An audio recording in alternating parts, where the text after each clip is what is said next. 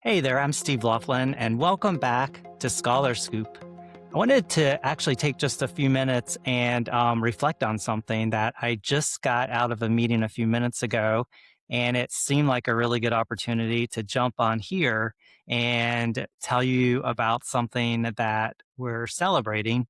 And actually, there's a couple of things that I wanted to tell you about. So I'm just going to use the moment to dive right in. One is we're actually celebrating 1 year of Scholar Scoop. It was just over a year ago that we launched our very first podcast, and it has been a really great, I think, opportunity to get a collective group of some amazing people to talk to me about all kinds of experiences related to college, career, and life. And so I just want to say thank you for anyone here who's tuned in. I hope there's been something rewarding that you've taken away from these conversations. And I especially also want to thank all of the guests so far who have agreed to be a part of this. In the beginning, when there were lots of people actually asking me why I don't have a podcast or would I ever consider having a podcast, I always felt like it would be like a really heavy lift to actually make the time to do it. But I can't think of anything recently that has been more rewarding to be able to connect with so many incredible people and hear so many wonderful stories and look for all the ways that I think that those stories can help people think about their future. So thank you for listening in. I hope you're subscribed and you're actually looking forward to what we have in store for you for year two. And on top of that, speaking of thinking about things and reminiscing about some things, I had the opportunity, I guess a month or so ago, I was invited back to the University of South Carolina where I did my undergraduate work. And it was actually the 100th year commemorative celebration of an award that they give at the University of South Carolina. And it's called the Algernon Sydney Sullivan Award. And it's a pretty prestigious award, and they give it actually at a number of institutions around the country, mainly in the Southeast. But this was the 100th year that they've been giving this award at the University of South Carolina. And it is given to actually three people each year, two students in the graduating senior class and one alumni of the institution. And so I remember at awards day back when I was getting ready to graduate, it was just a couple of days before graduation. And the award is kind of a really top secret type thing. And I remember the president of the university was on the stage and said, now it's time for us to announce the recipients of this year's Algernon Sydney Sullivan Award. And I could not have been more shocked and surprised when they called my name as one of two people out of the whole humongous graduating class at the University of South Carolina. And so I was so kind of shocked, but also really kind of thoughtful in the way that I was kind of like, wow, like, did I really do that much on campus to be that rewarding of such a prestigious award? But everyone was happy for me, and I was certainly happy. And another student leader who I'd worked with got the award as well. And so we were both very proud together. And so fast forward to getting an invitation to come back to campus for people who have received the award. And there was probably about 75 alumni who made the trek back to campus. And it was so nice reconnecting with so many people who I had known, and even connecting with Nancy, the person that received the award the same year that I did. But what was really interesting and what I thought I would talk to you for about just a second was I was invited also while I was on campus. It was a quick trip, but what was great about a quick trip back to Columbia, South Carolina, is I was able to, grab dinner with some friends of mine from college. So it was nice to catch up with them. And then coming back to campus allowed me to get invited to a few meetings with some people who work on campus. And so I had a meeting with the leadership and community service center staff. And they were asking me about the reason I was back on campus, and I was telling them about this alumni reception that was happening for recipients of this award.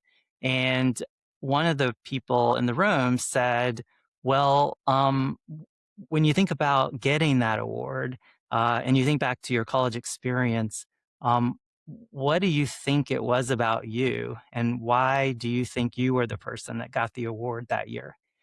And just getting that question was something that maybe I had not even spent a minute thinking about, even at the point in time when I got the award. And so as I started talking, I really started throwing out a lot of things that were super meaningful to me as my undergraduate experience was this reflection moment. But there's probably about 12 things that came to mind, but there's like three things I wanted to really quick tell you in the sense of some scholar scoop, something that might be helpful to you if you're a high school student or if you're in college currently, or maybe like a young alumni or someone that's looking at where you are in your life experience.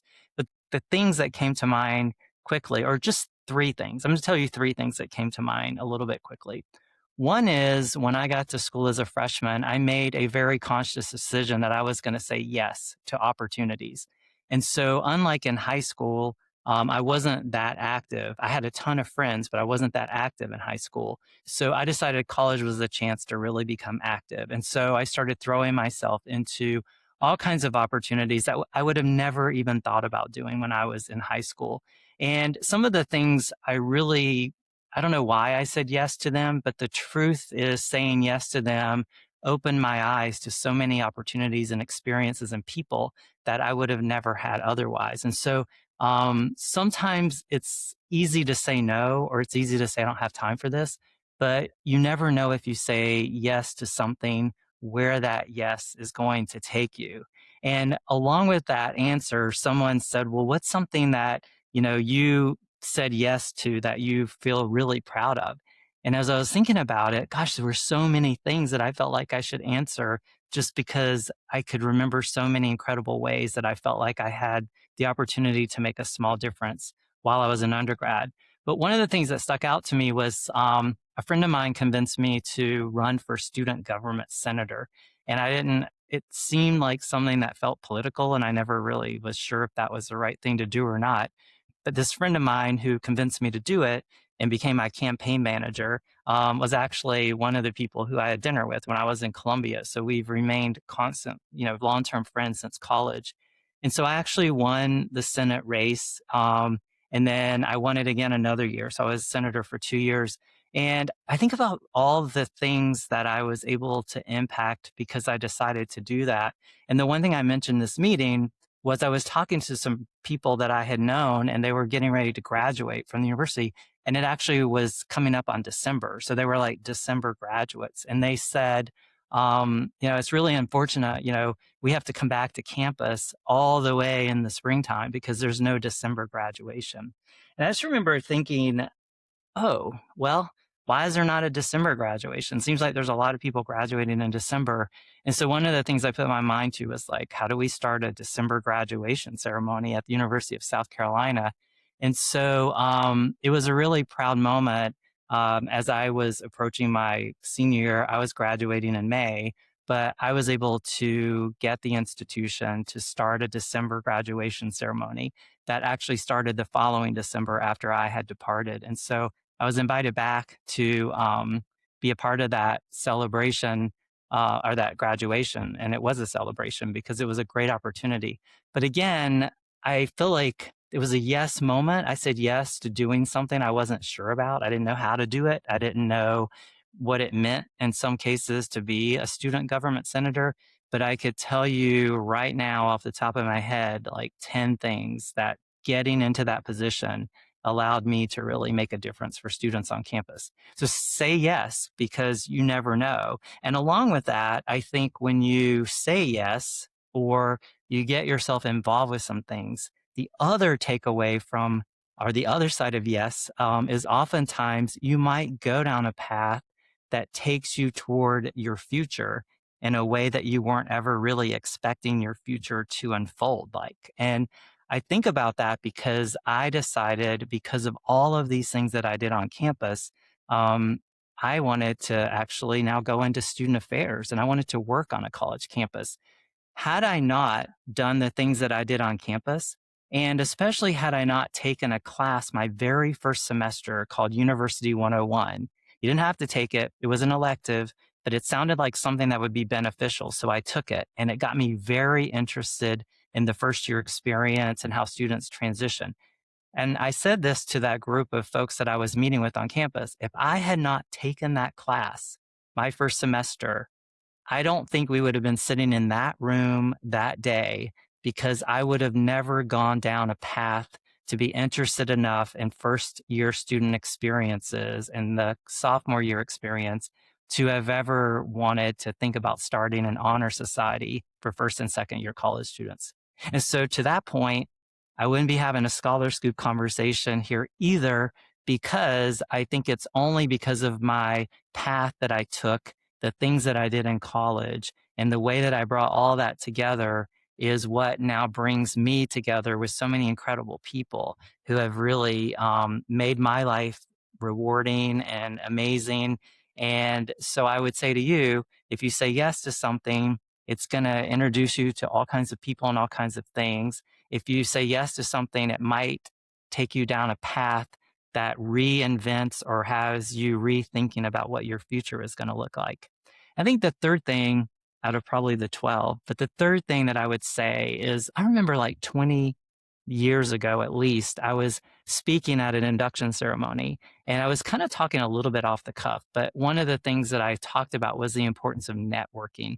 And I know in our Scholar Scoop episodes that are going to come up over the course of this coming year, we're going to talk about networking a good bit more, because I do think networking is something that needs to be a little bit refreshed and reinvigorated, because I think it's not appreciated at the level that it obviously needs to be from my perspective.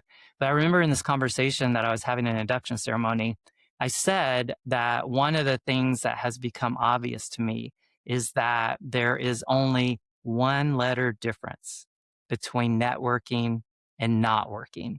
And in that moment, a lot of people, I think, leapt to the conclusion that I was saying that if you don't network, then you're not going to be able to go to work or to get a job. And there is a lot of truth to the fact that networking is important for your career prospects and your career success. But what I've also learned, along with that reason for networking, is that if you don't have a network, the other things that don't work also happen or don't happen, right? So you actually can't sometimes create an organization, or you can't start a company, or you can't do a lot of things if you haven't invested in a network of people that are going to help you accomplish your goals and get where you want to be.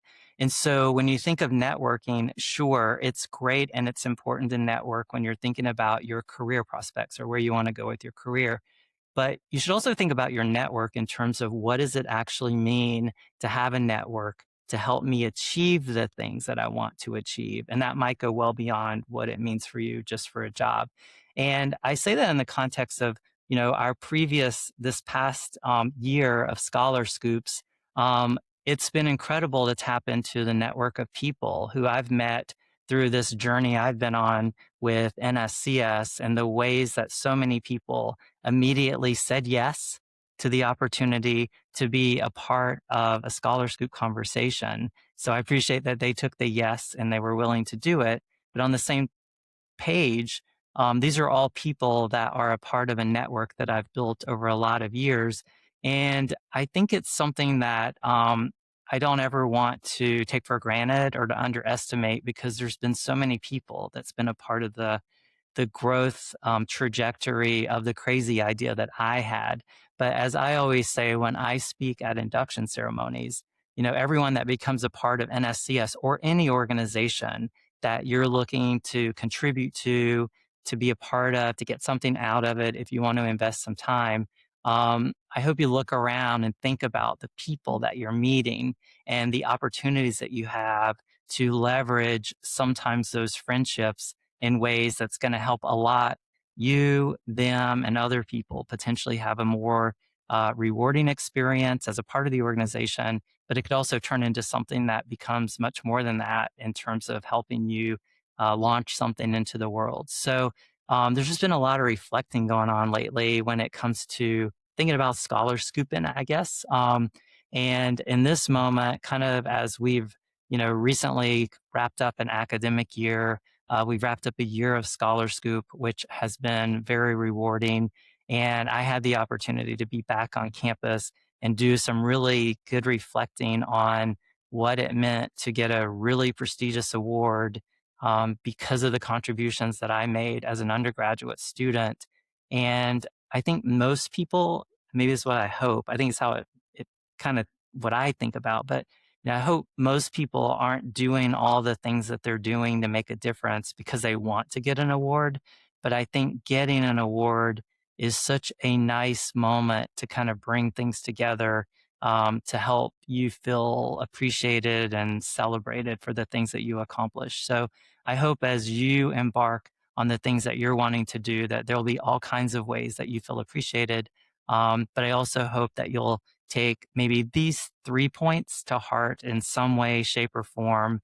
And maybe we'll continue to pick this conversation up a little later and get through points 4, 5, and 6, 7, 8, and 9, 9, 10, 11, 12. Because there's just so many things that I think now that I've done some really good reflecting on my college experience, I think there was so much that happened there that was well beyond what was happening in the classroom that helped my future come into full view. So thank you for being a part of this Scholar Scoop experience and maybe experiment on one hand, but I think it is an experience. And I hope that you will continue to listen in. And I look forward to bringing more people who are a part of Mad Network into the conversation as we start embarking on year 2. So thank you so much from the bottom of my heart.